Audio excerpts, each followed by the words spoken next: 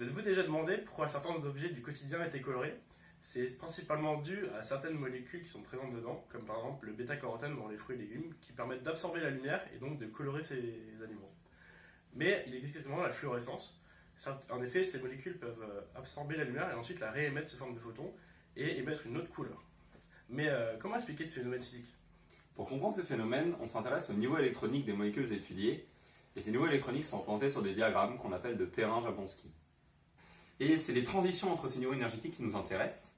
En fait, quand la molécule va absorber un photon d'une énergie bien particulière H nu, on va avoir transition de l'état énergétique bas, dit fondamental, vers un état énergétique excité.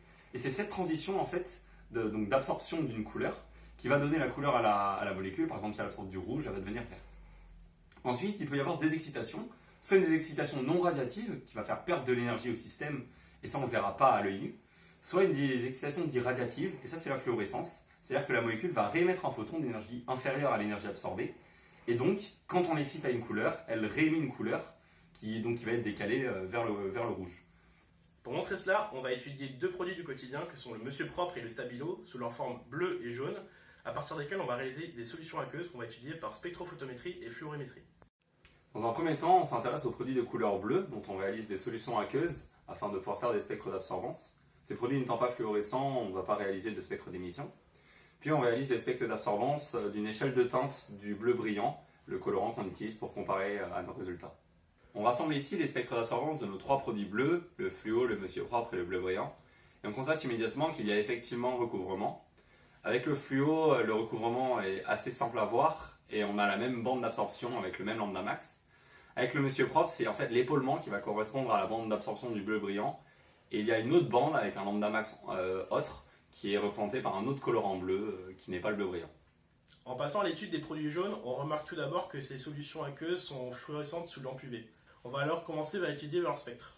On étudie les spectres obtenus par spectrophotométrie, on les compare avec ceux de la coumarine naturelle 153 et on remarque que sur ces graphes, malgré leur ressemblance évidente, les lambda max ne sont pas les mêmes, ils sont tous décalés.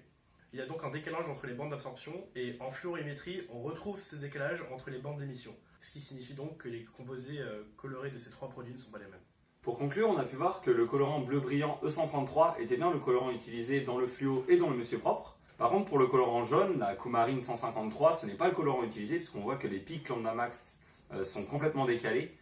C'est donc un autre colorant jaune. À savoir aussi que notre protocole est complètement reproductible et donc on peut l'utiliser pour d'autres colorants pour voir si c'est bien ces colorants-là qui sont utilisés. On peut cependant critiquer la méthode utilisée puisqu'utiliser seulement les spectres d'émission et d'absorption pour comparer deux colorants n'est peut-être pas suffisant.